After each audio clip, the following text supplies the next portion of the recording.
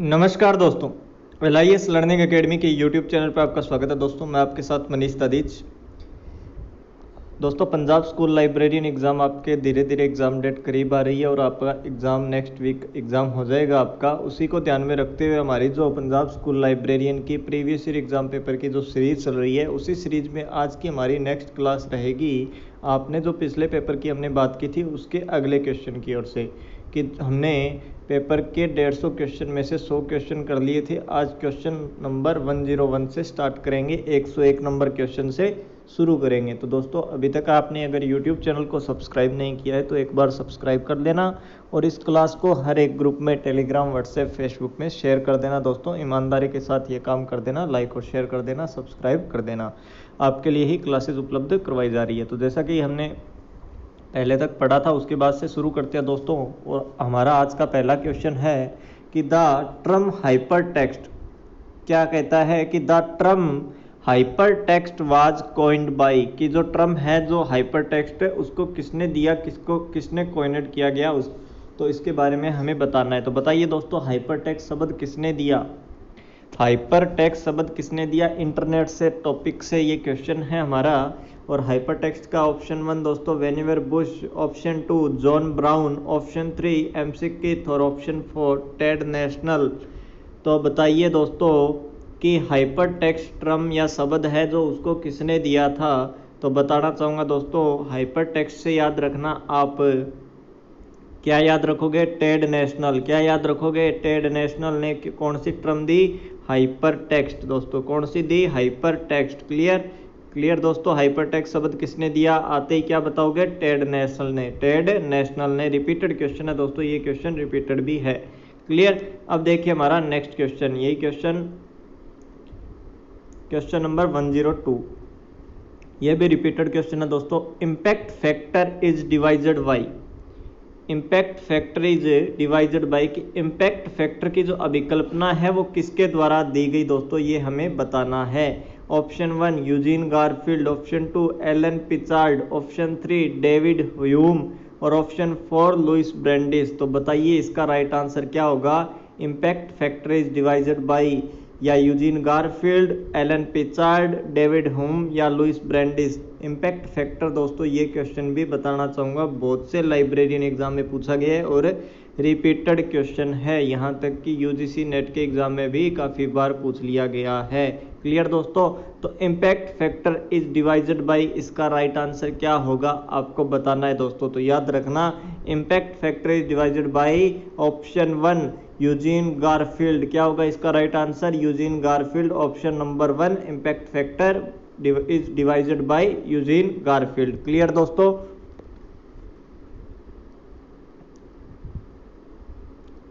देखिए हमारा next question क्या कहता है। अगला क्वेश्चन, क्वेश्चन नंबर 103। ये क्वेश्चन है हमारा कि द टर्म लाइब्रेरी वारंट, कौन सी टर्म? लाइब्रेरी वारंट टर्म जो है फॉर बुक क्लासिफिकेशन, ये टर्म दी गई लिटरेरी वारंट। दोस्तों सॉरी, क्या है टर्म? क्या है? Literary warrant.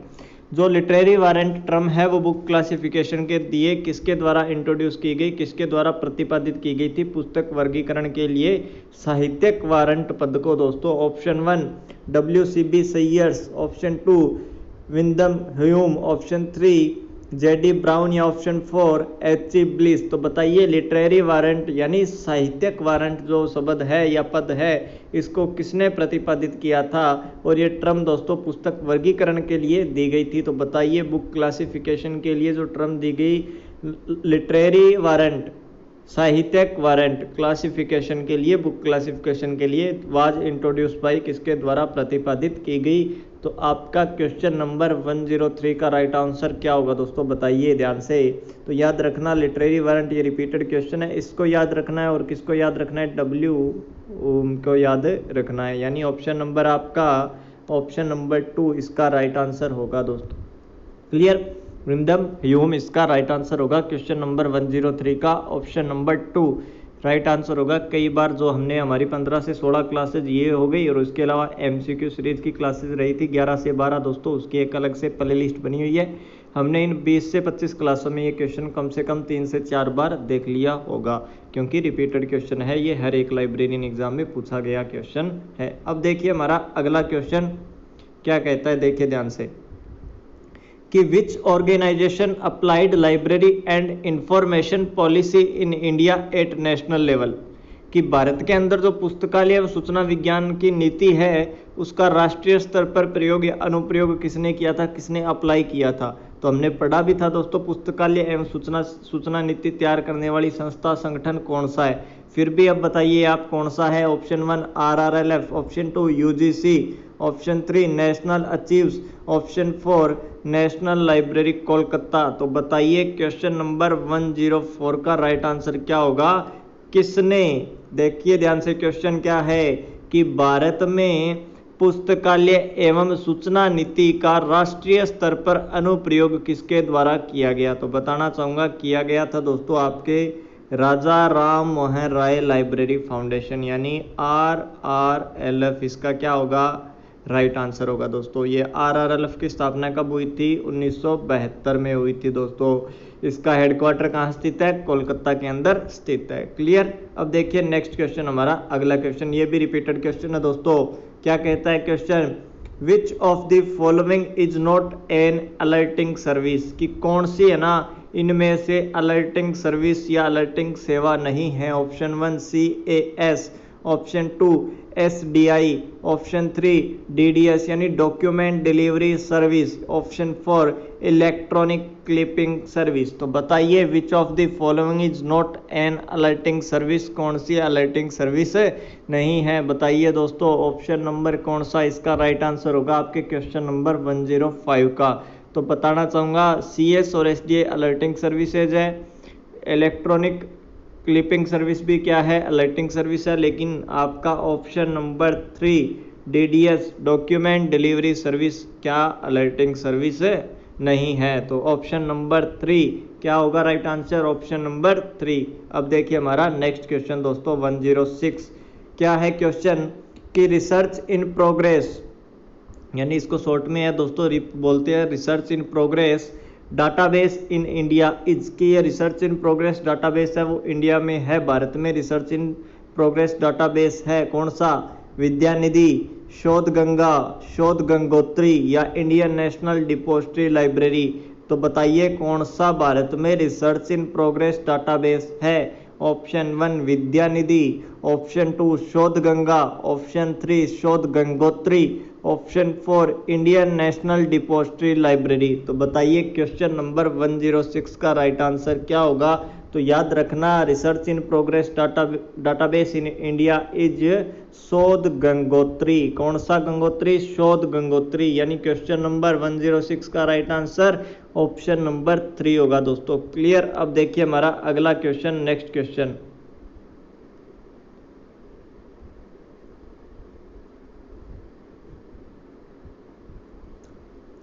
In which scheme of classification, कि क्लासिफिकेशन की कौन सी स्कीम में special auxiliaries denote locally recurrent characteristics. बताइए कि किस वर्गीकरण पद्धति में विशेष सहायक क्रियाएं स्थानीय रूप से पुनरावर्ती विशेषता इंगित करती है। तो बताना है दोस्तों option 1 DDC, option 2 UDC, option 3 BC यानी bibliographic classification, option 4 colon classification.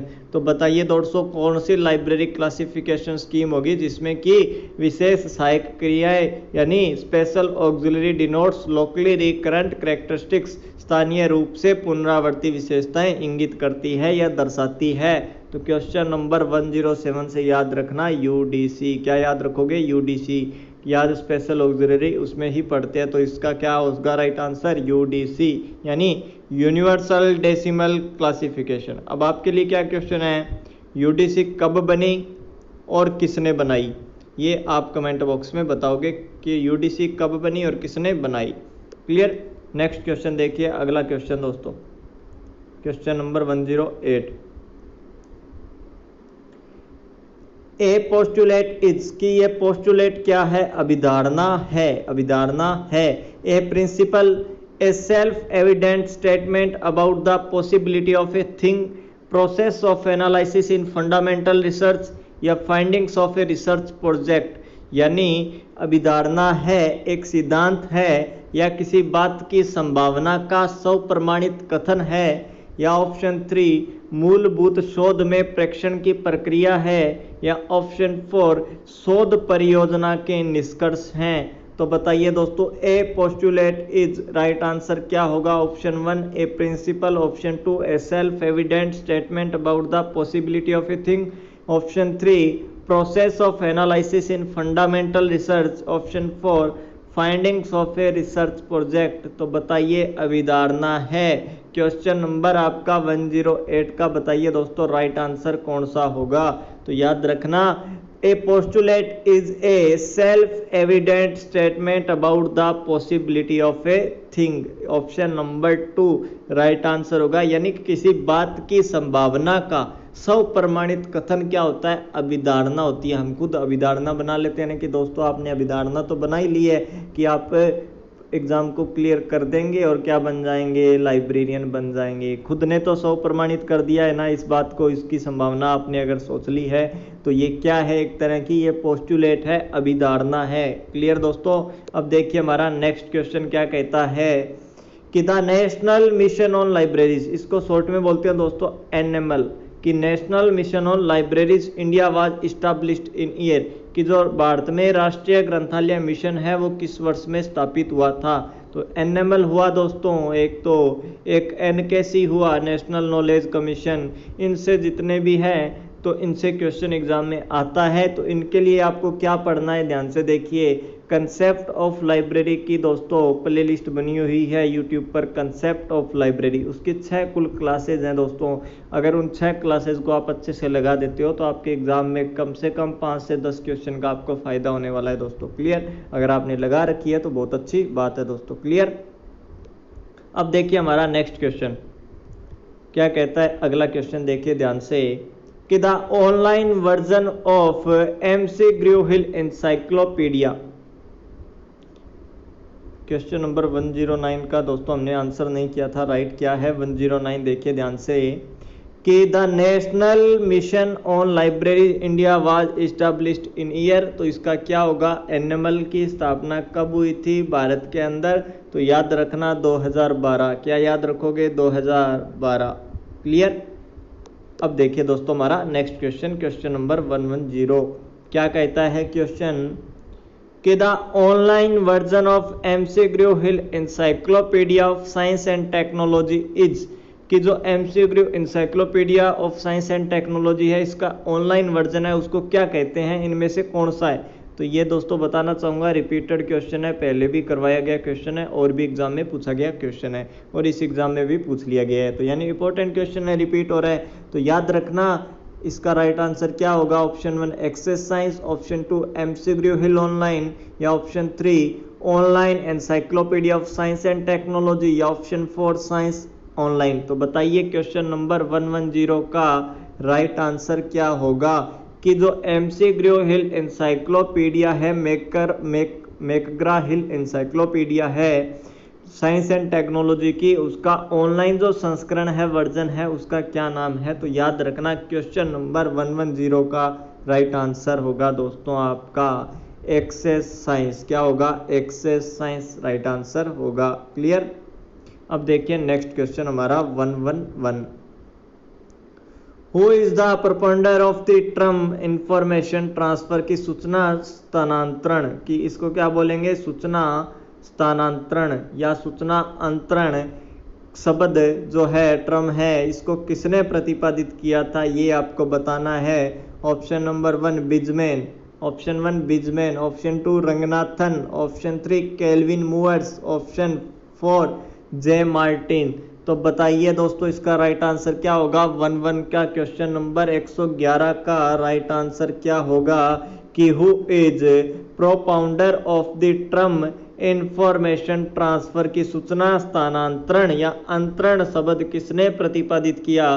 तो याद रखना इसका राइट आंसर है दोस्तों बिजमैन। क्या होगा? बिजमैन। क्या है? सूचना स्थानांतरण के लिए बिजमैन राइट है, यानी ऑप्शन नंबर 1 इसका राइट आंसर होगा। ऑप्शन नंबर 1 इसका राइट होगा दोस्तों। कौन सा ऑप्शन राइट होगा? ऑप्शन नंबर 1 इसका राइट होगा। क्लियर। अब देखिए दोस्तों हमारा अगला क्वेश्चन।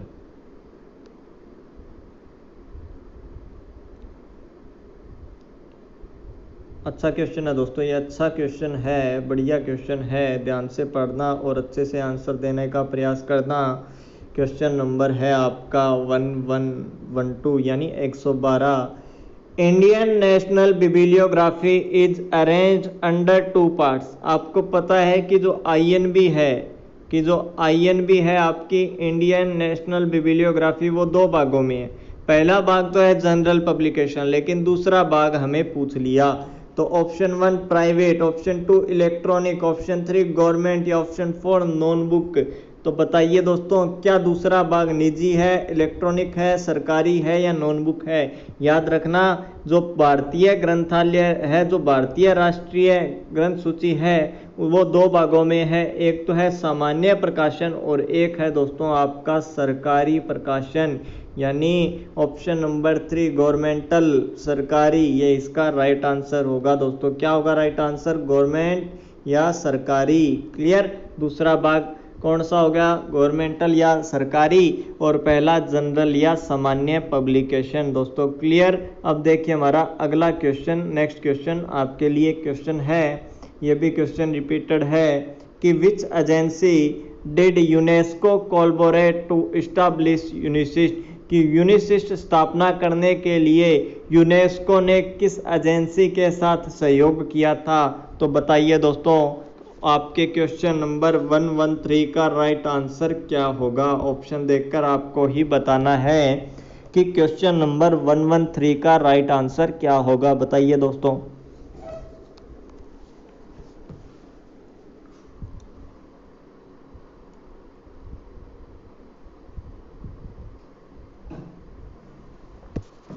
ऑप्शन नंबर 1 क्या है? ICSU, ऑप्शन 2 फिड, ऑप्शन 3 इफ्ला, ऑप्शन 4 ILA। तो बताइए क्या होगा राइट आंसर? तो याद रखना ICSU। क्या याद रखोगे? ICSU, यानी ऑप्शन नंबर 1 इसका क्या होगा? राइट आंसर होगा दोस्तों। क्लियर। अब देखिए नेक्स्ट क्वेश्चन, हमारा अगला क्वेश्चन दोस्तों, रिपीटेड क्वेश्चन, अच्छा क्वेश्चन आपके लिए। क्या है? Which of these documents are not primary sources, कि इनमें से कौन सा है जो प्राइमरी सोर्सेज का उदाहरण नहीं है, या प्राइमरी सोर्स यानी प्राथमिक स्रोत नहीं है?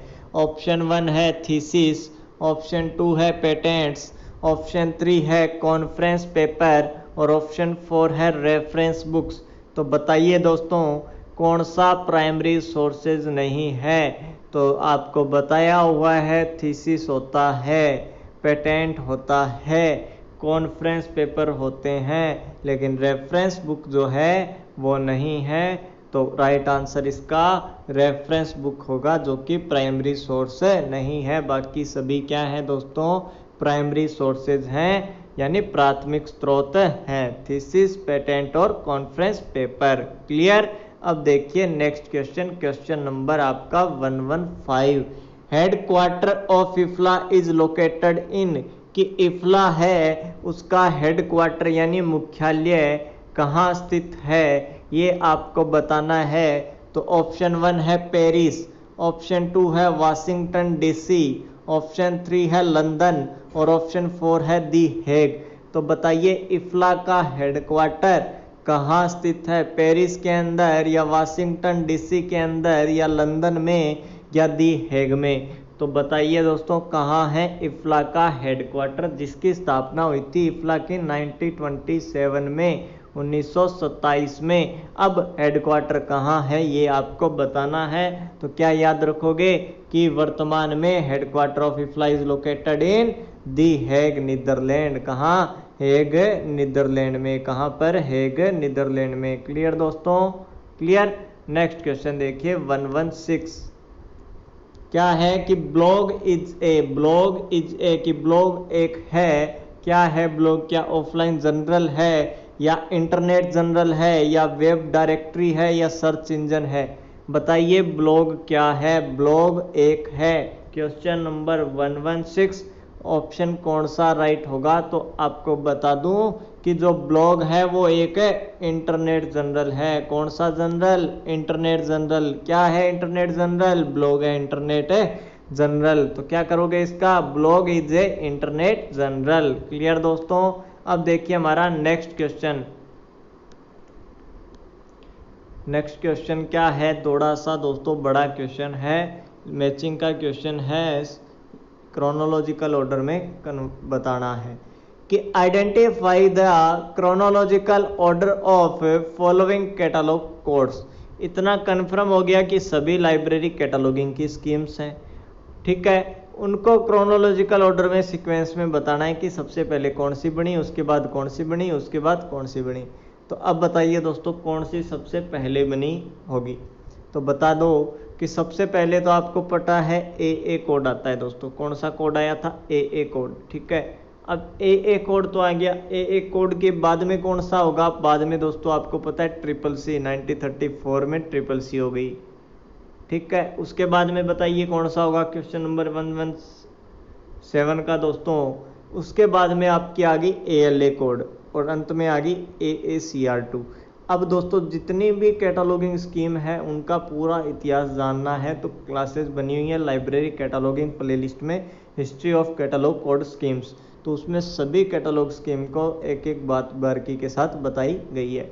तो इसके अकॉर्डिंग इसका राइट आंसर क्या होगा दोस्तों? इसके अकॉर्डिंग इसका राइट आंसर होगा ऑप्शन नंबर 3। क्या होगा? ऑप्शन नंबर 3, ठीक है। ऑप्शन 3 इसका क्या है? राइट आंसर है। अब क्या करना है आपके लिए? क्वेश्चन क्या रहेगा? ये बताना है कि AACR2 कब बनी, CCC कब बनी, AA कोड कब बनी और ALA कोड कब बनी। ये आप कमेंट बॉक्स में बताएंगे दोस्तों। क्लियर? ये बताएंगे तभी आपको याद रहेगा। देखिए अब हमारा नेक्स्ट क्वेश्चन, क्वेश्चन नंबर 118 कि इरिक इज स्पॉन्सर्ड बाय, कि जो इरिक है वो किसके द्वारा प्रायोजित है, संपोस्ड है दोस्तों। ये आपको बताना है, संपोस्ट, ठीक है।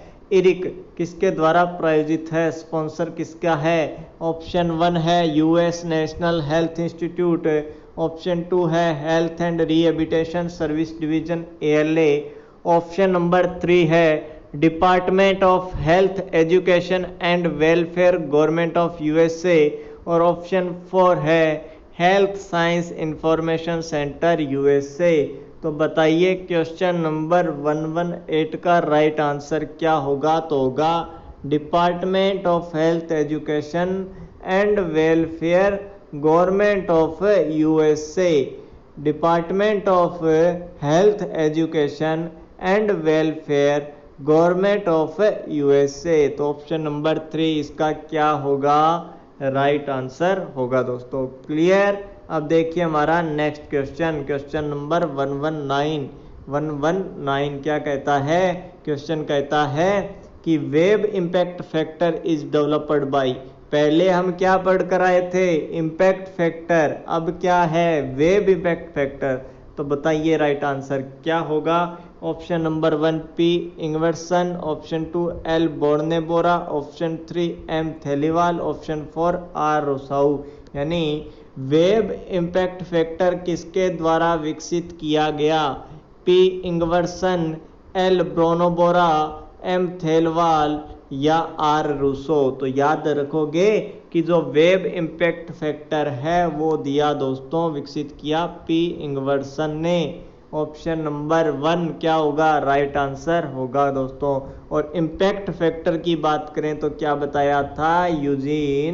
क्या बताया था? Eugene Garfield. क्या बता दिया? यूजीन गारफील्ड दोस्तों। क्लियर? अब देखिए next question, what is Dublin core? Dublin core आते ही मैंने कहा डबलिन कोर अकेला नाम कभी मत लेना। क्या नाम पूरा लोगे? Dublin core Meta data. Dublin core Meta data. तो व्हाट इज डबलिन कोर? तो ऑप्शन में एक दिया गया है मेटा डाटा स्टैंडर्ड, यानी ऑप्शन नंबर 2। डबलिन कोर क्या है? डबलिन कोर वर्णक आंकड़ा या मेटा डाटा का मानक है। क्लियर दोस्तों? क्लियर? अब देखिए नेक्स्ट क्वेश्चन, हमारा अगला question, question number 121। Who of the following has designed models of communication, कि इनमें से किसके द्वारा संचार के जो मॉडल है दोस्तों उनको निरूपित किया गया, डिजाइन किया गया, बनाया गया। ऑप्शन 1 है सेनन एंड वीवर, ऑप्शन 2 है रंगनाथन एंड नील मैगन, ऑप्शन 3 है लॉसवेल एंड गार्बनर और ऑप्शन 4 है black and mountain.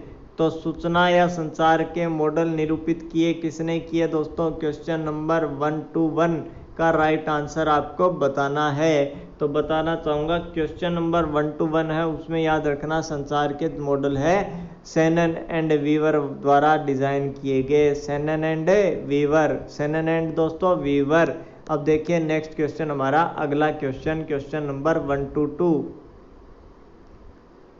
Information about government of India stand on FDI can be found in, कि FDI पर भारत सरकार के मत के बारे में सूचना निम्नलिखित में से मिल सकती है।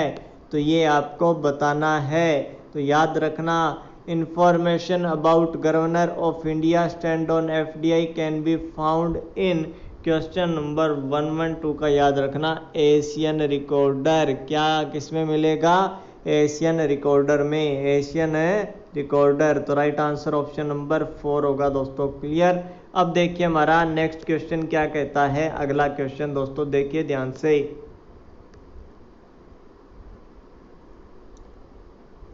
ISO 9000 स्टैंड्स डिनोट दी, कि जो ISO है 9000 मानक है वो इनमें से किसको दर्शाता है, किसको इंगित करता है? ऑप्शन 1 है टोटल कस्टमर स्पेसिफिकेशन, ऑप्शन 2 है consistence confirmation of a product या service to a given set of standard expression, और option 3 representation of stakeholder issues, option 4 detailed list of measuring techniques. तो बताइए दोस्तों राइट आंसर क्या होगा?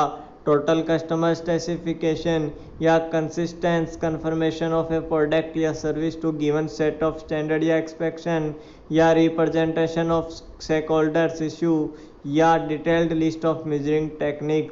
तो question number 1 2 3 का राइट आंसर क्या होगा ये आपको बताना है। तो याद रखना राइट आंसर क्या होगा कि consistence confirmation of a product या service to a given set of standard expectations. Clear दोस्तों। ऑप्शन नंबर 2 इसका क्वेश्चन नंबर 1 2 3 का राइट आंसर होगा। क्लियर। अब देखिए हमारा अगला क्वेश्चन, नेक्स्ट क्वेश्चन, कि which national agency in India is assigning the ISSN, कि कौन सी भारत में राष्ट्रीय एजेंसी है जो ISSN नंबर प्रदान करती है? Option A BIS, option 2 RRLF, option 3 NISCAIR और ऑप्शन 4 नेशनल लाइब्रेरी कोलकाता। तो दोस्तों याद क्या रखना है कि जो ISSN है वो नंबर भारत में देता है निस्केयर। कौन है निस्केयर? कौन है निस्केयर? कब बना था निस्केयर? 2002 में। कब बना था? 2002 में। किन किन को मिलाकर बना था निस्केयर? इंसडोको और निस्कॉम को मिलाकर बन गया था 2002 में निस्केयर, जो कि भारत में राष्ट्रीय एजेंसी है जो ISSN नंबर उपलब्ध कराती है, प्रदान करवाती है। क्वेश्चन नंबर 24 का राइट आंसर ऑप्शन नंबर 3। अब देखिए दोस्तों नेक्स्ट क्वेश्चन हमारा अगला क्वेश्चन इंपॉर्टेंट क्वेश्चन है कि जिफ्स लॉ डील्स विथ, कि जो जिफ का नियम है दोस्तों, जिफ का नियम है वो क्या डील करती है, क्या बताती है? Option 1 scattering of articles in a subject, productivity of authors in terms of scientific papers, frequency of occurrence of words in A text और लॉ ऑफ बुक सिलेक्शन। तो बताइए जिफ सिद्धांत निम्नलिखित में से किससे संबंधित है? एक विषय में लेखों का बिखराव, वैज्ञानिक लेखों के संदर्भ में लेखों की उत्पादकता, एक लेख विवरण में 2 शब्दों की पुनरावृत्ति और पुस्तक चयन का सिद्धांत। तो जिफ सिद्धांत इनमें से किस पर आधारित है ये आपको बताना है। तो क्या बताओगे? क्वेश्चन नंबर 1 2 5 का राइट आंसर क्या होगा दोस्तों? ऑप्शन नंबर 3 कि एक लेख विवरण में शब्दों की पुनरावृत्ति। जिफ सिद्धांत किससे संबंधित है? जिफ सिद्धांत संबंधित है frequency of occurrence of words in A text. तो क्वेश्चन नंबर जो आपका 25 option number 125 option number 3 frequency of occurrence of word in A text क्या होगा दोस्तों? इसका राइट आंसर होगा। क्लियर।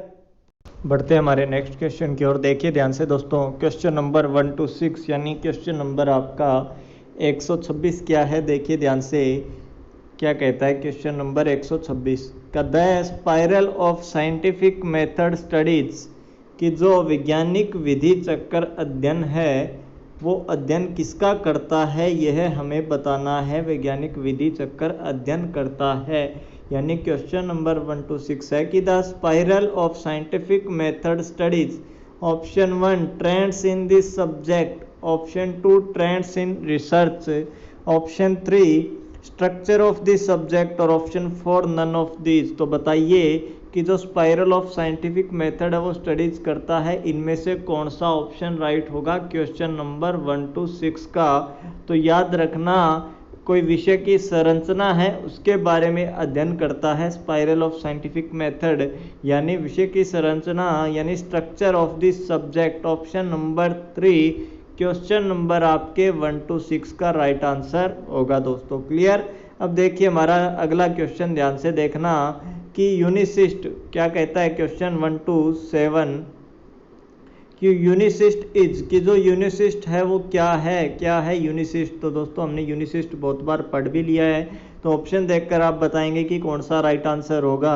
ऑप्शन 1 है world science information program, option 2 documentation centre of the United States, और ऑप्शन नंबर आपका दोस्तों क्या है? ऑप्शन नंबर क्या कहता है 3 type of special information service in the science and technology या N indexing system.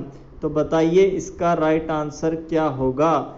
Option number आपका 127 का राइट आंसर क्या होगा? तो याद रखना कि जो क्वेश्चन नंबर आपका 1 to 7 है यूनिसिस्ट क्या है? वर्ल्ड साइंस इंफॉर्मेशन प्रोग्राम है। क्या है यूनिसिस्ट?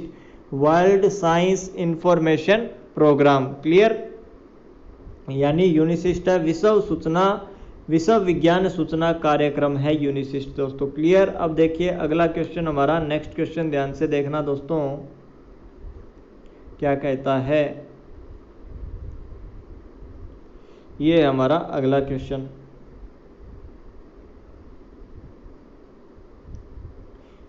कि who defined that reference service is the process of establishing contact between reader and this document in a personal way कि किसने ये बताया, किसने ये डेफिनेशन दी थी कि संदर्भ सेवा पाठक तथा उसके प्रलेख के मध्य निजी रूप में संबंध स्थापित करने की प्रक्रिया है, प्रोसेस है। किसने बताया दोस्तों? ये आपको बताना है कि एक याद रखना कि कथन आता है कि ये कथन किसने दिया, ये परिभाषित ये डेफिनेशन किसने दिया। तो दोस्तों ज़्यादा क्वेश्चन नहीं आए हुए, बहुत कम क्वेश्चन रेयर क्वेश्चन आए हुए हैं, तो उन्हीं को आप एक बार अच्छे से रीड करके चला जाना। जो एग्जाम में पूछे गए क्वेश्चंस हैं दोस्तों, जिनमें आपको ये क्वेश्चन आ जाता है किसने क्या कहा था, वो अकॉर्डिंग क्वेश्चन रहता है। तो अब इसके आंसर की बात करें तो बताइए इसका राइट आंसर क्या है? तो याद रखना कि जो निजी रूप से की संदर्भ सेवा वह है जो पाठक और उसकी बुक के मध्य निजी रूप से संबंध दर्शाता है, रिलेशन देता है पर्सनल वे में। तो ये डेफिनेशन आपके दी थी दोस्तों डॉक्टर एस.आर. रंगनाथन ने। किसने दी थी? Doctor SR. रंगनाथन जी ने दी थी। ठीक है, निजी भी हो सकता है, यहाँ व्यक्तिगत भी लिखा हो सकता है, ध्यान रखना। क्लियर। ठीक है। अब देखिए हमारा अगला क्वेश्चन, क्वेश्चन नंबर 1 to 9 क्या है क्वेश्चन? द यूनिवर्सिटी हैंडबुक क्या है? The university handbook India is published bye. दोस्तों काफ़ी मतलब बहुत सारे लाइब्रेरियन एग्जाम में पूछा गया, रिपीटेड क्वेश्चन है, तो अच्छे से रीड कर लेना कि द यूनिवर्सिटी हैंडबुक है जो भारत की पुस्तकालयों की हैंडबुक है यूनिवर्सिटीज़ की इंडिया की, वो पब्लिश्ड बाय किसके द्वारा पब्लिश की जाती है? ऑप्शन 1 यूनिवर्सिटी ग्रांट कमीशन यानी UGC, option 2 association of Indian university यानी AIU, और ऑप्शन 3 कॉमनवेल्थ यूनिवर्सिटी एसोसिएशन या ऑप्शन 4 नेशनल बुक ट्रस्ट। तो यूनिवर्सिटी हैंडबुक इंडिया किसके द्वारा प्रकाशित की जाती है, यह हमें बताना है। तो बताइए दोस्तों, क्वेश्चन नंबर आपका 1 to 9 का राइट आंसर क्या होगा, बताइए। तो ध्यान रखना कि AIU है ना, एसोसिएशन ऑफ इंडियन यूनिवर्सिटीज, ये यूनिवर्सिटी हैंडबुक इंडिया को पब्लिश करता है दोस्तों। क्लियर, रिपीटेड क्वेश्चन है, ध्यान रखना। अगला क्वेश्चन नंबर 130, क्वेश्चन नंबर कौन सा है, 130। क्या कहता है, social science situation index, social science situation index is published by, कि सोशल साइंस सिचुएशन इंडेक्स है वो किसके द्वारा प्रकाशित या पब्लिश किया जाता है। Option 1 Indian Council of Social Science Research, option 2 Tata Institute of Social Sciences, option 3 American Sociological Association और option 4 Institute for Scientific Information Philadelphia. तो बताइए कि जो सोशल साइंस सिचुएशन इंडेक्स है उसको पब्लिश कौन करता है। क्वेश्चन आपका 130 है, उसका राइट आंसर क्या होगा। तो याद रखना है इंडियन या क्या है, institute for Scientific Information Philadelphia क्या करता है, सोशल साइंस सिचुएशन इंडेक्स को पब्लिश करता है। क्लियर दोस्तों, यानी ऑप्शन नंबर 4 इसका राइट आंसर, क्वेश्चन नंबर आपका 130। क्लियर। देखिए नेक्स्ट क्वेश्चन क्या कहता है, ध्यान से हमारा अगला क्वेश्चन दोस्तों, क्वेश्चन नंबर 131 देखना।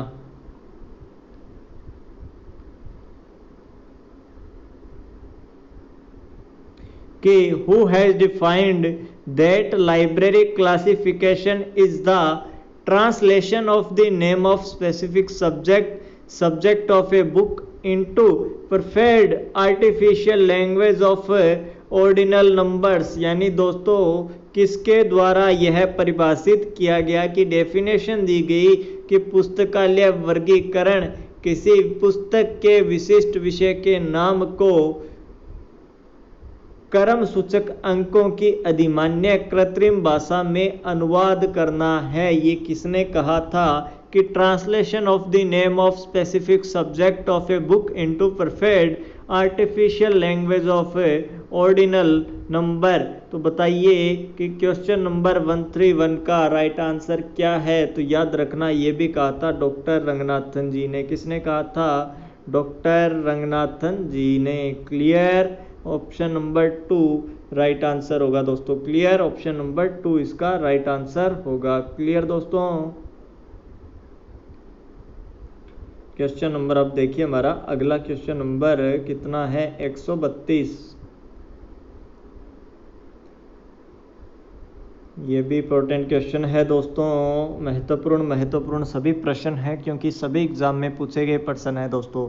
कि what kind of subjects are formed by the lamination mode, कि जो विषय निर्माण की लेमिनेशन विधि है, mode of formation of subject, उससे किस प्रकार के विषय बनते हैं। कि विषयों के बनाने की प्रणाली प्रतीकरण दोस्तों या पतलीकरण भी इसको बोलते हैं, के द्वारा किस प्रकार के विषय का निर्माण होता है। तो लेमिनेशन दोस्तों जो फॉर्मेशन ऑफ सब्जेक्ट की विधि है उससे किस प्रकार के सब्जेक्ट का निर्माण होता है।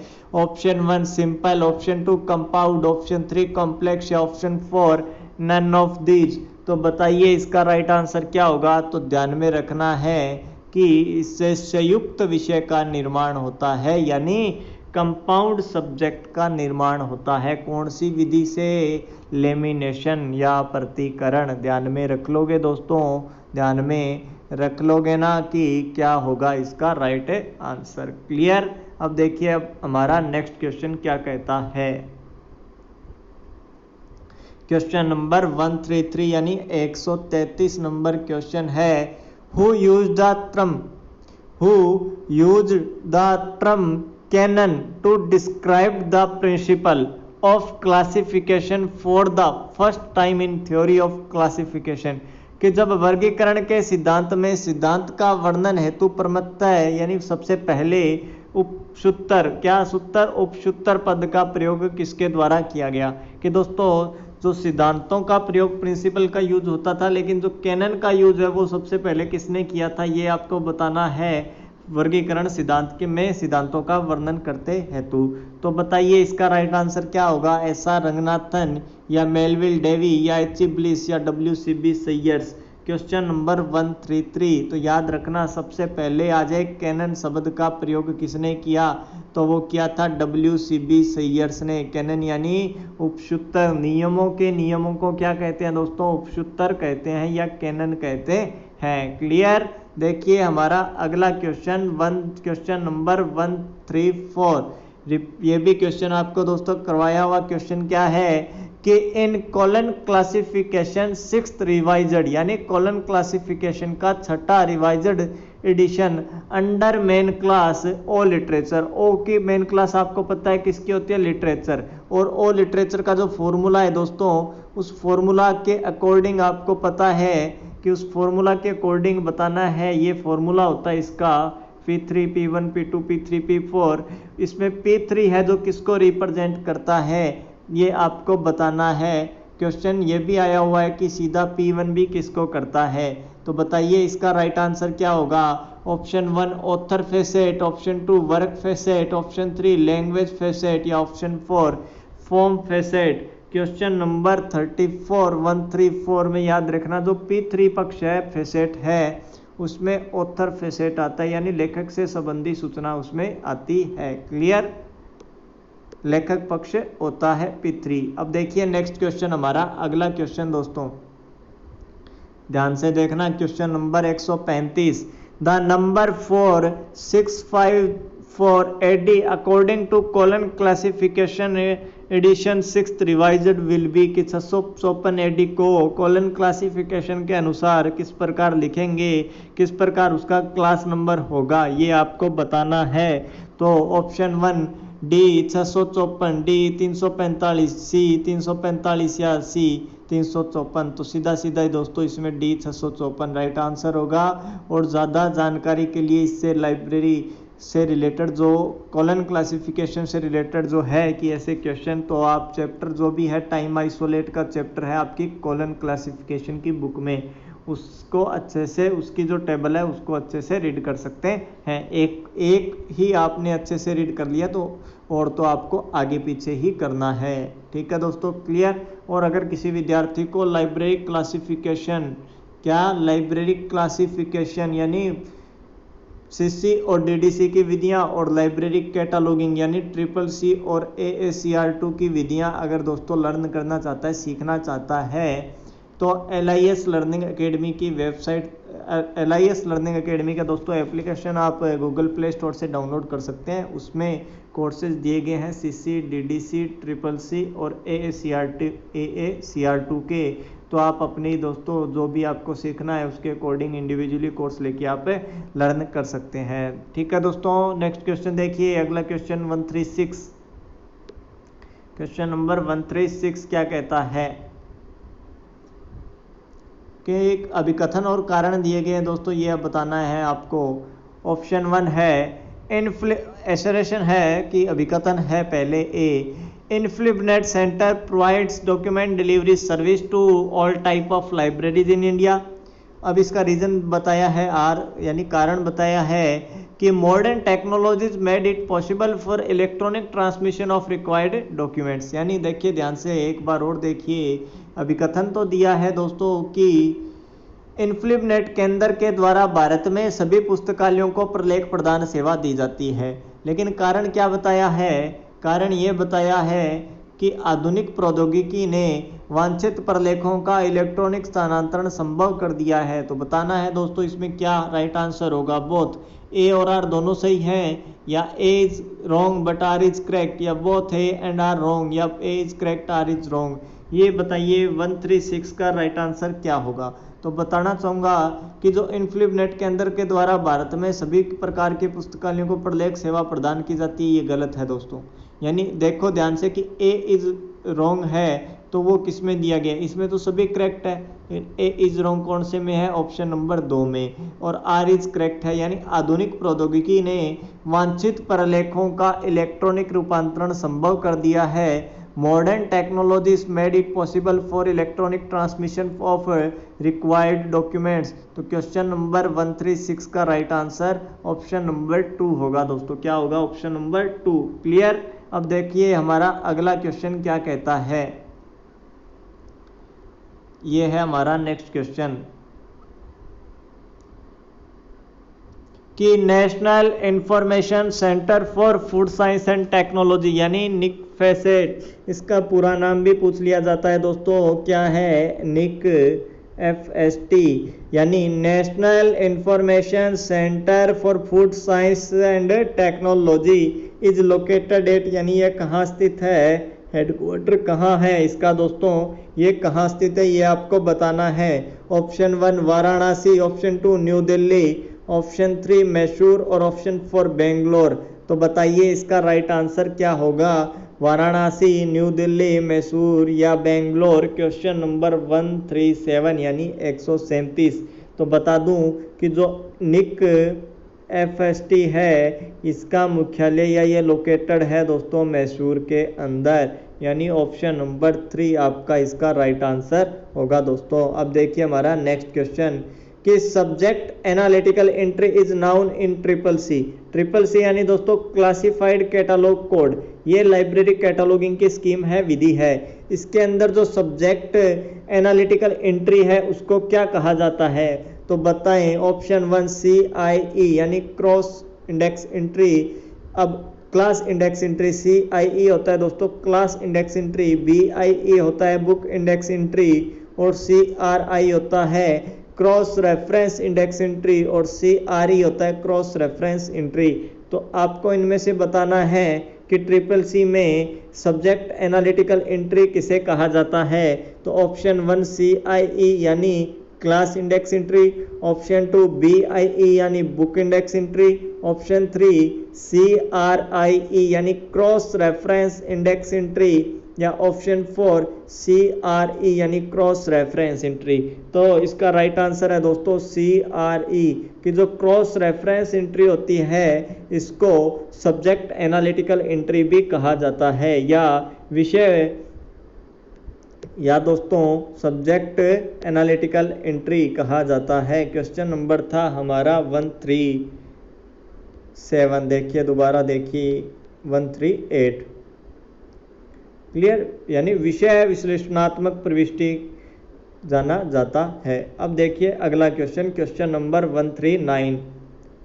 क्वेश्चन नंबर 139 139 दोस्तों, according to the AACR2 second, AACR2 का पूरा नाम है दोस्तों Anglo American cataloguing rules part second, यह भी लाइब्रेरी कैटलॉगिंग की स्कीम है। When title page give the name of only editor the main entry will be made, कि जब शीर्षक पृष्ठ पर कि मात्र संपादक का ही नाम दिया गया होता है यानी एडिटर का नाम दिया गया होता है, तो AACR2 के अनुसार मेन एंट्री किससे बनेगी। Option 1 under the editor, option 2 under the title of the book, option 3 under the author found from outside of the book, या नन ऑफ दीज। तो बताइए क्वेश्चन नंबर 139 का राइट आंसर क्या होगा।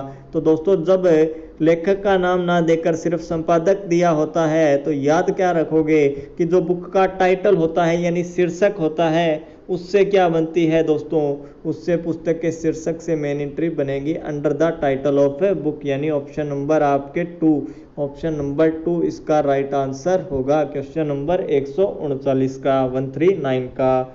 अब देखिए हमारा नेक्स्ट क्वेश्चन क्या कहता है, question number 140 India who's who is published by, कि इंडिया हुज हु जो है दोस्तों इसको पब्लिश किसने किया, प्रकाशित किसने किया, जो कि रेफरेंस या इंफॉर्मेशन सोर्सेज है। Option 1 publication division government of India, Sahitya Akademi new Delhi, INFA publication new Delhi, या नन ऑफ दीज। तो क्वेश्चन नंबर 140 का याद रखना, India who's who is published by, India who's who is published by INFA publication new Delhi.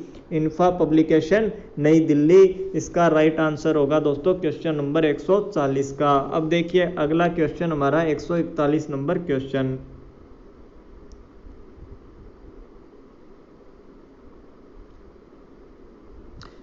ये है हमारा next question.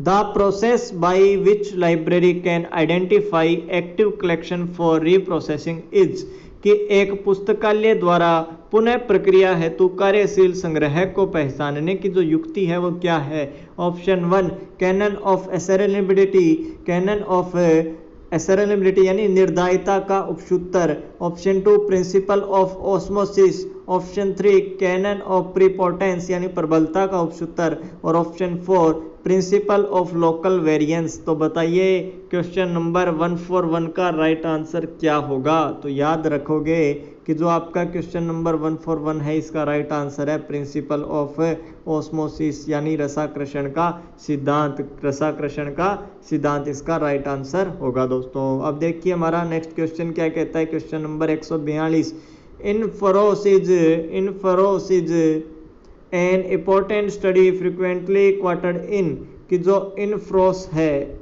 इन्फ्रोस वो एक महत्वपूर्ण अध्ययन है जिसका प्राय निम्नलिखित में उद्धृत किया जाता है, क्वाटो किया जाता है। कौन से रिसर्च का बताना है। Option 1 historical research. ऑप्शन 2 सर्वे रिसर्च। Option 3 experimental research. या ऑप्शन 4 दोस्तों केस स्टडी। तो बताइए क्वेश्चन नंबर आपका 142 का राइट आंसर क्या होगा।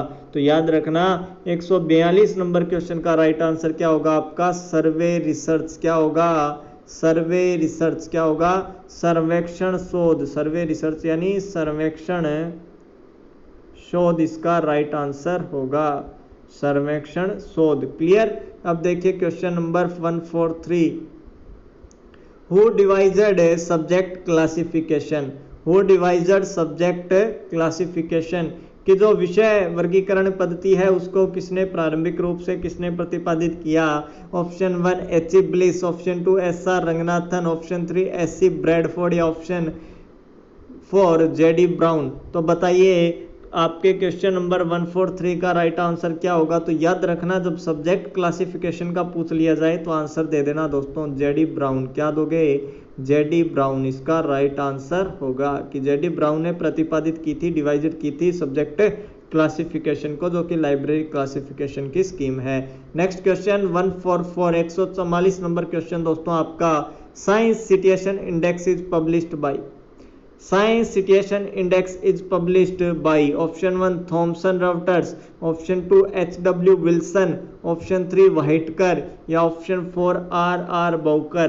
क्वेश्चन नंबर 144 का क्या याद रखोगे कि जो साइंस सिचुएशन इंडेक्स है दोस्तों वो थॉमसन रॉटर्स ने ही पब्लिश की थी। ऑप्शन नंबर 1 ही इसका राइट आंसर होगा। क्लियर। अब देखिए नेक्स्ट क्वेश्चन 145 कि citation is the online host service of. Repeated question है दोस्तों, इसको इंपॉर्टेंट कर लेना कि जो साइटेशन है वो किसकी एक ऑनलाइन होस्ट सेवा है। Option 1 American Institute of physics. Option 2 university of Maryland. Option 3 society for industrial research. या ऑप्शन 4 ऑक्सफोर्ड यूनिवर्सिटी। तो बताइए क्वेश्चन नंबर आपका 145 का राइट आंसर साइटेशन किसकी ऑनलाइन होस्ट सेवा है ये आपको बताना है। तो याद रखना इसका राइट आंसर है अमेरिकन इंस्टीट्यूट ऑफ फिजिक्स। क्या है ऑप्शन नंबर 1 क्या होगा। ऑप्शन नंबर 1 इसका right answer American Institute of Physics यानी citation is the online host service of American Institute of Physics. Question number 145 का राइट आंसर ऑप्शन नंबर 1 होगा दोस्तों। Clear. अगला क्वेश्चन देखिए access to back volumes of e journal is known as कि e general होती है दोस्तों जो उसको पुराने खंडों हेतु पहुंच को क्या कहते हैं। Option 1 random access. Option 2 perpetual access. Option 3 online access. या ऑप्शन 4 रेट्रोस्पेक्टिव एक्सेस। तो बताइए access to back volumes of a journal is known as. Option 1 random access. Option 2 perpetual access. Option 3 online access. या option 4 retrospective access. तो question number 146 का याद रखना, इसको बोलते हैं दोस्तों परपेचुअल एक्सेस, यानी ऑप्शन नंबर 2। परपेचुअल एक्सेस को क्या, परपेचुअल पहुंच, ऑप्शन नंबर 2 इसका राइट आंसर होगा। अब देखिए नेक्स्ट क्वेश्चन 147 कि सिंगेमिनेशन, यानी सिंगेमिनेशन होता है दोस्तों प्रीखंडीकरण, प्रीखंडीकरण। Dissemination is associated with, repeated question है दोस्तों, ये पहले भी आया हुआ क्वेश्चन है कि सिंगेमिनेशन इज एसोसिएटेड विद प्रीखंडीकरण किससे संबंधित है। Option 1 reference service, option 2 market survey report, option 3 digest service और ऑप्शन 4 इंडेक्सिंग सर्विस। तो dissemination is associated with option 1 reference service, option 2 market survey report, या ऑप्शन 3 डाइजेस्ट सर्विस, या option 4 indexing service. तो बताइए दोस्तों राइट आंसर इसका क्या होगा। तो प्रीखंडीकरण हमने पढ़ा था, सिंगेमिनेशन का हमने पढ़ा था मार्केट सर्वे रिपोर्ट, क्या पढ़ा था, मार्केट सर्वे रिपोर्ट, इसका राइट आंसर होगा dissemination is associated with market survey report. तो क्वेश्चन नंबर आपका 147 का राइट आंसर ऑप्शन नंबर 2। अब देखिए next question, identify the odd one out, की जो मेल नहीं खाता उनका बताना है हमें, ठीक है, कि निम्नलिखित में से विषम का चयन करना है जो मेल नहीं खाता, क्या है, ANI, ANCI, BSI या ESPN। बताइए दोस्तों, अगर आपने अच्छे से पूरी लाइब्रेरी इंफॉर्मेशन साइंस के सभी चैप्टर को कवर किया है तो आप इसका आंसर दे पाएंगे। ANIS, BIS, BSI या ESPN, इनमें से जो आइडेंटिफाई करना है ओड को, विषम को चुनना है। बताइए क्या राइट आंसर होगा इसका। तो याद रखना ESPN है जो दोस्तों, ESPN, ये दो स्पोर्ट्स का चैनल है दोस्तों ESPN, ठीक है। ESPN क्या है, इसका ओड है, इनमें से सभी ऑप्शन में से ओड है, ऑप्शन नंबर 4 इसका राइट आंसर होगा, ठीक है। अब देखिए नेक्स्ट क्वेश्चन हमारा क्वेश्चन नंबर 149 क्वेश्चन में अरेंज करना है दोस्तों प्रारंभिक या आरंभिक वर्ष के अनुसार, जिसमें क्रोनोलॉजिकल ऑर्डर के अनुसार ही आप कर पाएंगे।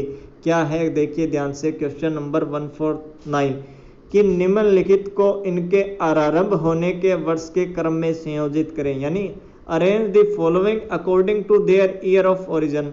Option A Indian national bibliography, British national bibliography, cumulative book index या बुक्स इन इंडेक्स। तो दोस्तों जैसा कि आपको पता हो INB BNB कब प्रकाशित हुई, ठीक है, बुक्स इन प्रिंट कब प्रकाशित हुआ, और क्यूमुलेटिव CBI कब, क्यूमुलेटिव बुक इंडेक्स यानी CBI कब प्रकाशित हुआ। अगर इनकी आपको प्रकाशन वर्ष पता है तो ये आप इनका बता सकते हो। तो आरंभ होने के अनुसार बताइए इसका राइट आंसर क्या होना है।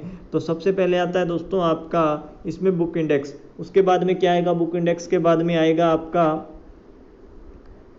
सबसे पहले आएगा दोस्तों आपका क्यूमुलेटिव बुक इंडेक्स यानी CBI, क्या आएगा CBI, ठीक है।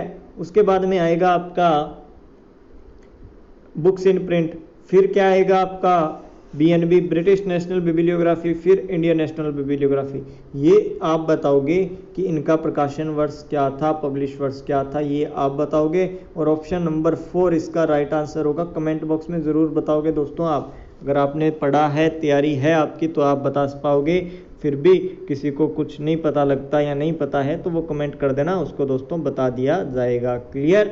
तो क्वेश्चन नंबर 149 का राइट आंसर है ऑप्शन नंबर 4। क्लियर। अब देखिए दोस्तों हमारा आज की क्लास का अंतिम क्वेश्चन, लास्ट क्वेश्चन दोस्तों, तो अच्छे से सभी इसका आंसर देना क्योंकि लास्ट क्वेश्चन है आज का। और क्लास को अभी तक आपने लाइक नहीं किया तो दोस्तों लाइक ज़रूर कर देना। जो डिस्क्रिप्शन में दोस्तों यूट्यूब चैनल्स के ऊपर आपको अलग से टेलीग्राम चैनल के भी लिंक दिए गए होते हैं, एप्लीकेशन का भी लिंक है, फेसबुक का भी ग्रुप दिया गया है, तो उनको ज्वाइन करें दोस्तों। नहीं तो यूट्यूब चैनल के आप अबाउट में जाएं, अबाउट में वहाँ पर सीधा यूट्यूब चैनल पर टेलीग्राम और व्हाट्सएप ग्रुप है, इसके अलावा फेसबुक ग्रुप है, इंस्टाग्राम है दोस्तों, वहाँ सभी के लिंक दिए गए हैं। तो बताइए राइट आंसर क्या होगा इसका, ऑप्शन क्या होगा। क्वेश्चन नंबर 150 क्या है कि recall and precision ratio are used in the evaluation of, कि किसके मूल्यांकन में रिकॉल एवं प्रिसिशन अनुपातों का उपयोग किया जाता है, ये आपको बताना है। Option 1 reference service, option 2 information retrieval, option 3 bibliographical service या ऑप्शन 4 डॉक्यूमेंट डिलीवरी सर्विस। तो रिकॉल एंड प्रिसिशन रेशो का यूज किसके मूल्यांकन के लिए किया जाता है, ये हमने रिपीटेड क्वेश्चन है दोस्तों, ये भी आपको पता है। हमने पढ़ा भी है। तो बताइए क्वेश्चन नंबर आपके 150 इसी के साथ ये पूरा पेपर भी कंप्लीट हो जाएगा दोस्तों। और कल की क्लास में हम नेक्स्ट पेपर से बात करेंगे। तो इसका राइट आंसर क्या होगा, तो याद रखना सूचना पुनः प्राप्ति के लिए रिकॉल एंड प्रिसिशन रेशो का उपयोग किया जाता है। इंफॉर्मेशन रिट्रीवल यानी सूचना पुनः प्राप्ति, सूचना पुनः प्राप्ति दोस्तों क्या बोलते हैं इसको, सूचना पुनः प्राप्ति। क्लियर। तो दोस्तों ये थे हमारे कुछ इंपॉर्टेंट क्वेश्चन जो प्रीवियस ईयर पेपर के क्वेश्चन पेपर के आए हुए हैं, जो आपके एग्जाम के लिए भी इंपॉर्टेंट रखते हैं, बेनिफिशियल होंगे, यही आशा करता हूं। और आज की क्लास आपको अच्छी लगी दोस्तों, ये आशा करता हूं। अभी तक आपने क्लास को लाइक या शेयर नहीं किया तो ज़रूर कर देना। धन्यवाद दोस्तों।